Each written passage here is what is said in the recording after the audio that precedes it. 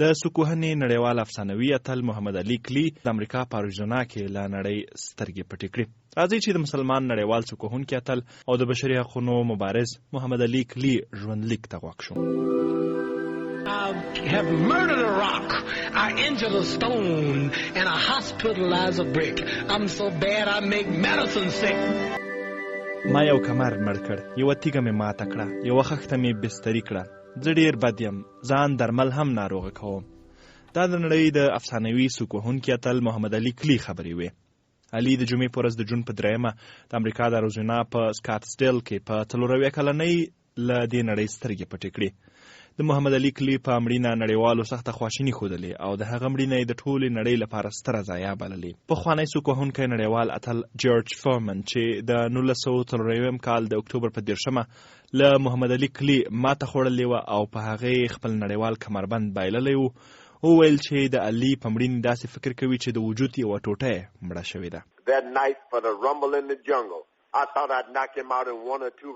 کله چې په هغه شپه ما له محمد علي سره لوبه درلوده، ما فکر کاوه چې هغه به په 1 یا 2 راونډونو کې ناک آوټ کړم، خو له 8 راونډونو وروسته هغه زه مات کړم. نه یوازې مات یې کړم، زما د تلولۍ کمربند یې هم وګاټه، خو زه به هغه د یوې خوږې خاطرې په توګه ځان سره ساتم چې هیڅکله به هغه شپه هیره نه کړم. زه له یو تر ټولو غوره انسان سره چې په ژوند کې ثاني نه ګورم مخ شوی وم. محمد علي او زه یو وجود وو، موږ په یو بل باندې تکیه وو. زما د وجود یوه لویه برخه مړه شوه کله چې علي مړ شو. محمد علي کلی چې د 1942 کال د جنورۍ په 18 د امریکا په کنټاکي کې نړۍ د سترګې پرانیستې وې، په 12 کلنۍ کې سکوهنې ته مخه کړه، 61 لوبې وکړې، 55 یې وګټلې چې پکې 30 په ناکاوټونه وې. علي ته په 1999 میلادي کال کې د پیړۍ د غوره ورزشکار لقب ورکړل شو. هغه د یاد اوارد د اخیستلو پر مهال په داسې حال کې چې لاسونه او تنه یې لړزېدل په بنده ژبه وویل چې زه د ډېرو ښو وختونو باکسر یم، زه ترې خوند اخلم او کیدای شي بیا راشم.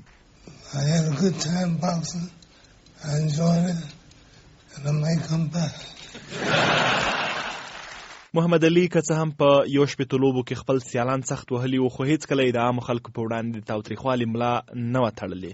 علي نه یوازې چې سکوهنه کې نوم وګاټه، په بشري مبارزو کې هم خورا شهرت پیدا کړ. امریکایي تورپوستو د حقونو د پرځای کېدو لپاره یې ډېرې مبارزې وکړې. د ویتنام له جګړې سره یې سخت مخالفت وښود او له ډېرو حکومتي اوامرو یې د دې لپاره سرغړونه وکړه چې د ده په نظر ناسم و.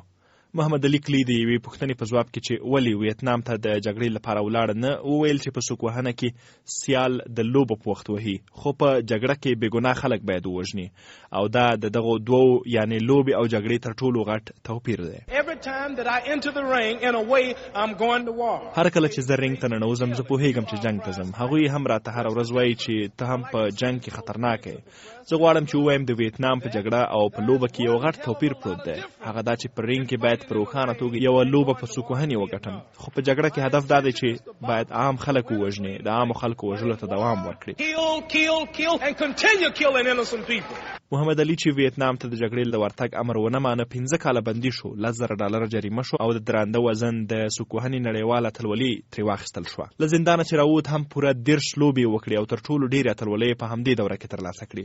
له محمد علي نه 9 زامن او لوڼې پاتې چې تر ټولو وړې لوري لیلا علي د هغه په پله پل کېښود او 24 نړیوالې اتلولۍ په سکوهنه کې وګټلې او له هیڅ ماتې پرته یې د سکوهنې نړۍ پرېښوده. علي وویل چې پوره نوم یې محمد علي کلی دی، دا نوم ورته یو عالم ایښی، اسلامي دین دی او ځکه یې دا دین غوره کړی چې نور نه غواړي د غلامي ژوند تیر کړي.